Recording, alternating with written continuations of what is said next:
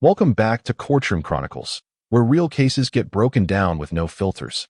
Today's case? Hannah Smith, charged with intoxication manslaughter. But here's the twist. The judge already warned she might not be walking out of this courtroom today.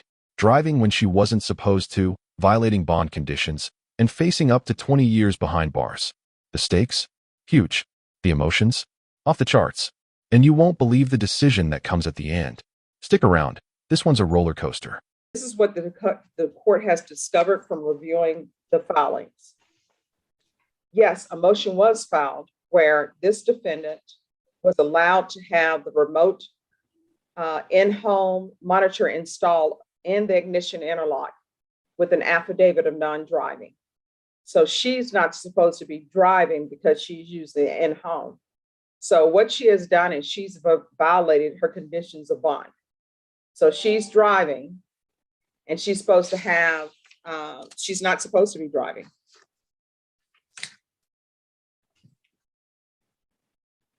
Okay. As far as I understand, I asked her about having a valid driver's license. I didn't ask her about the difference between the ignition interlock and the home handheld device. I'm sure that she would be more than amenable to have that ignition interlock placed on her vehicle. I do understand that there was an accident and her vehicle was not working, but maybe she has a new vehicle. I didn't get all those details, Your Honor. All right, so that's what the court has, and that was dated on September 8, 2020. And the court doesn't have an order that's saying that she's going to be driving with ignition interlock. In my understanding, she doesn't have ignition interlock on her vehicle, and she should. Okay. So she's going to be going into custody today.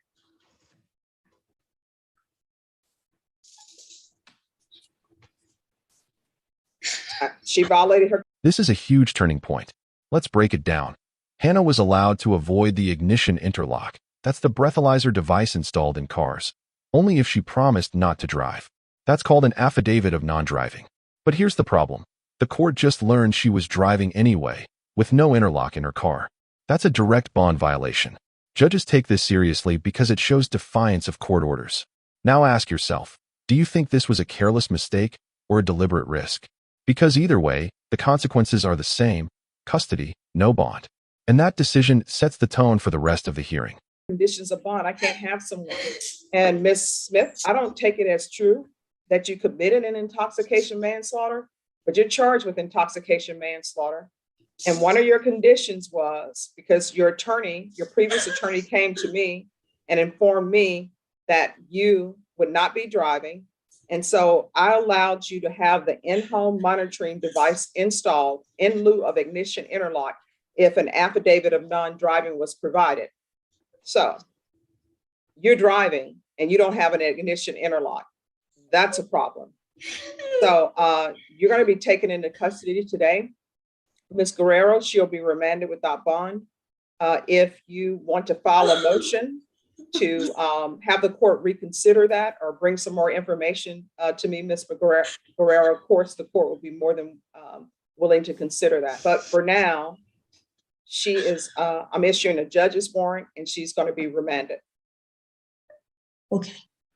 Well, I'll visit with her tomorrow through the jail and I'll report back. Thank you, Judge. All right, thank you. May I be excused? You may be excused. State of Texas versus Hannah Marie Smith. Could I have parties announced for the record for the state? Jason Morgan, Smith State. Defense? Monica, get out of this. And are you Ms. Smith? Yes, ma'am. Counsel, have you received all the discovery in this case and did you review it with your client? Yes, The court will find that the state is in compliance with discovery. Ms. Smith, I'm showing you what's entitled True Bill of Indictment. Did you review that with your attorney? Did you understand it? yes, ma'am. Counsel, do you waive the reading of the indictment? We do, Your Honor. State, are you proceeding on the indictment as presented? No, Your Honor, we're proceeding on the count 2 charge of manslaughter and waiving counts 1, 3, and 4. No objection. All right, Ms. Smith, I'm going to show you what's entitled Court Admonishments and Defendants Waivers and Affidavit of Admonitions. Did you review that document with your attorney? Did you understand it and did you sign it in all the appropriate places? Yes, ma'am. Do you understand you're charged with the offense of manslaughter? That's a second-degree felony. The range of punishment is anywhere from 2 to 20 years in prison and up to a $10,000 fine. Do you understand? Yes, ma'am. If you have a plea bargain agreement with the state, the court does not have to follow your plea bargain agreement. If for any reason the court does not follow your plea and gives you more than you bargained for, the fact that you entered a plea will not be used against you and you will be allowed to withdraw your plea. Did you understand? Yes, ma'am. Did you understand you have a right to jury trial, a right for you or your attorney to cross-examine and confront any witnesses the state would call and the right to remain silent? Yes, ma'am. Did you understand by entering this plea bargain agreement, you were giving up those rights? Yes, ma'am. And did you intend to give up those rights and enter into a plea in this case? Yes, Your Honor. Counsel, has your client been able to provide you with any defenses? She has, Your Honor. Do you believe she has a rational as well as a factual understanding of the charges against her? Yes, Your Honor. Do you believe she's currently competent and was legally sane at the time of the offense? Yes, Your Honor. Ms. Smith, has anyone threatened you, coerced you, or placed you in fear to get you to enter this plea? No, ma'am. Has anyone promised you anything other than the plea? No, ma'am. Are you satisfied with the way you've been represented? Yes. Are you a U.S. citizen? Yes, ma'am. Court will find that defendant has knowingly and voluntarily waived her right to jury trial. Showing you the plea bargain page, did you review that with your attorney? Did you understand it? Yes, ma'am. According to the plea, the state is proceeding on count 2. They're waiving counts 1, 3, and 4. Punishments be assessed at 6 years in the prison, and there are no applications. Did you understand that to be the plea? Yes, ma'am. Defense? Yes, Your Honor. State. Yes, Your Honor. Showing you the paragraph entitled waiver of appeal paragraph.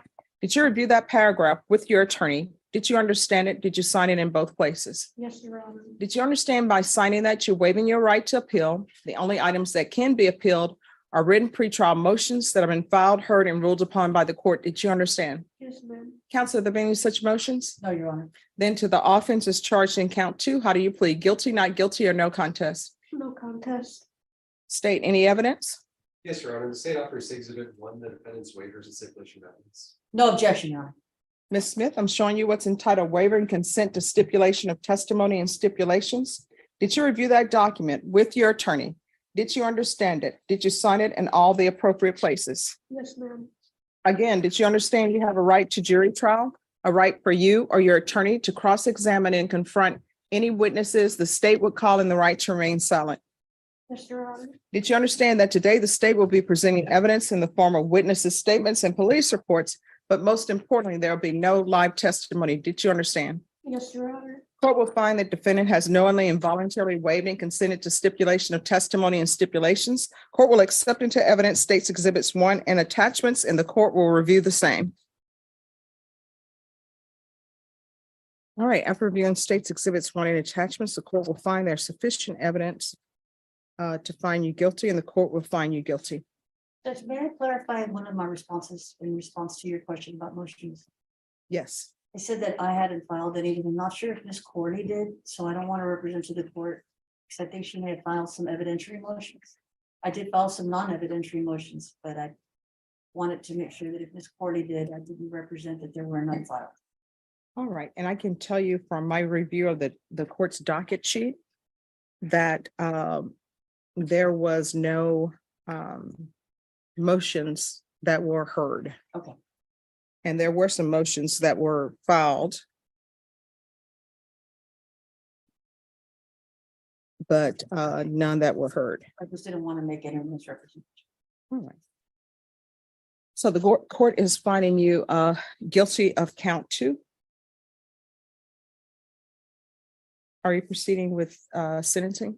Yes, Your Honor. Anything you wish to say on behalf of your client? On behalf of my client, Judge, this is a case that was a tribal type case based upon the evidence that you reviewed. My client has made the decision to come in and accept responsibility for her portion in this accident that happened. She's extremely remorseful. She wants to get this behind her, and she wanted to say her apologies to the family that the area where this happened, the location was very dark, and she just didn't see that there was an accident in front of her. She has Graves' disease, and she's been pretty ill at the jail. So she's hoping that this time will pass, and hopefully that she can get her life back together. She was a home health care provider, and she did help a lot of people while she was out in the field. All right, anything from the state? And we have victim impact. All right. Anything you wish to say, Ms. Smith?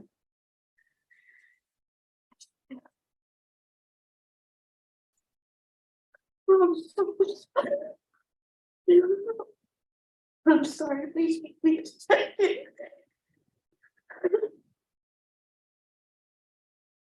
I'm so sorry.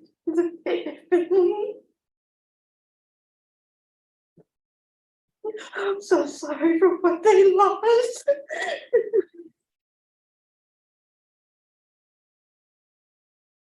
All right, anything else from either side? No, Your Honor. All right, I'm going to follow your agreement. I'm going to sentence you to 6 years in the prison and give you credit for any time served. I'm going to show you what's entitled Trial Court Certification of Defendant's Rights to Appeal. Did you review that with your attorney? Did you understand it? And did you sign it? Yes, ma'am. All right, because this is a plea bargain agreement, because I followed your plea bargain agreement, and because you waived your right to appeal, you do not have the court's permission to appeal. Do you understand? Yes, ma'am. All right, because this is a felony conviction, you're not allowed to own or possess any weapons or ammunition. If you have a question over what a weapon or ammunition is, you'll need to speak to an attorney. Do you understand? Yes. All right, we can go off the record. So, Ms. Smith, there's going to be a victim impact statement. What I can tell you is I know that sometimes emotions and tempers run high, because in this court, we'll deal, as your counsel will tell you, and the state will tell you, we're dealing with serious cases, major felonies. But I do require that. So, let's summarize. Hannah Smith, originally charged with intoxication manslaughter, just pled no contest to manslaughter. The plea deal landed her 6 years in prison, far less than the maximum 20 years she could have faced. But remember, she lost her bond because she violated conditions by driving when she wasn't supposed to.